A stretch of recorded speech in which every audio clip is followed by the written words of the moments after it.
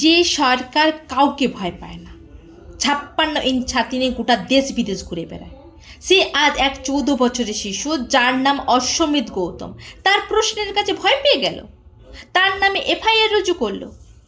না, সে কোনো ক্রিমিনাল নয়, তার নামে এই কারণে এফআইআর হয়েছে, সে অন্ধভক্ত নয়, সে একজন সাহসী বিপ্লবী ছেলে, ফ্যাক্ট এবং ডাটার ভিত্তিতে দুর্নীতিগ্রস্ত ব্যবস্থার উপর প্রশ্ন করেছে।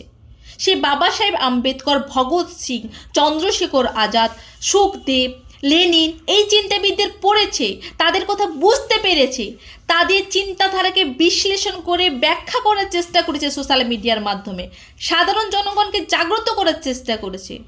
তার নামে এফআইআর করে এই তানাশাহী সরকার বোঝাতে চেয়েছে যে তারা ভয়াতুর হয়ে পড়েছে।